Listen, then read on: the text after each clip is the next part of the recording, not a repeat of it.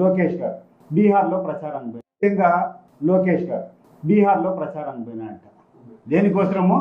NDA పక్షాన NDA పార్టీని గెలిపించేదానికి లోకేష్ గారు బీహార్ పోయి ప్రచారం చేసి వచ్చినాడు.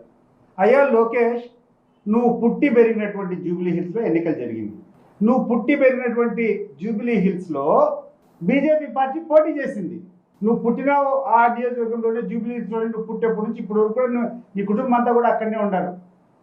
మరి అక్కడ బీజేపీ పరిస్థితి ఏంటి సార్? 17,000 ఓట్లు వచ్చినాయి. నువ్వు కానీ మీ తండ్రి కానీ మీరు ఎవరైనా ప్రచారానికి పోయినారా? ఇంకొక ఆయన పెద్ద ఆయన ఉన్నాడు మాకు ఈ కడప జిల్లాలో, ఒక పెద్ద బీజేపీ నాయకుడు అని చెప్పి, బీజేపీ ఎమ్మెల్యే. ఏమన్నా మాట్లాడితే పులివెందులకు వచ్చి పులివెందుల్లో చూస్తా అంటాడు.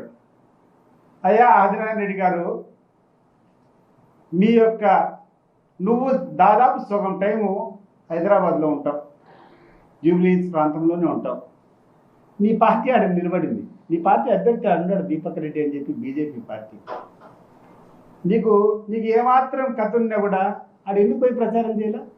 ఎక్కడన్నా ఒక ఫోటో క్లిప్పింగ్ ఉందా నువ్వు చేసినట్టు?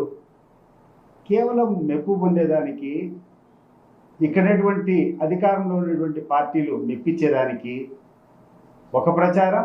ఎక్కడైతే గెలుస్తుందని తెచ్చో ఆడిపోయి ఫోజు కొట్టి మా వల్లనే గెలిచింది అని చెప్పి మేము ఆడిపోయి ప్రచారం చేశామని చెప్పేటువంటి పరిస్థితులు ఉన్నప్పుడు స్ట్రైట్గా ఒక్కటే క్వశ్చన్ అడుగుతున్నాను నేను చంద్రబాబు నాయుడు గారిని, ఆ తర్వాత లోకేష్ను, ఇద్దరిని. లోకేష్ ఏమో పోయినాడానికి బీహార్కు, వీళ్ళకి హిందీ రాదు. ఆ హిందీలో ఈయన చూసి ఓటేసేవాడు లేడు. నువ్వు పుట్టి పెరిగినటువంటి నియోజకవర్గంలో ఇక్కడ ఎన్డీఏ అభ్యర్థికి పోటీ చేసినాడు, బీజేపీ అభ్యర్థి పోటీ చేసినాడు.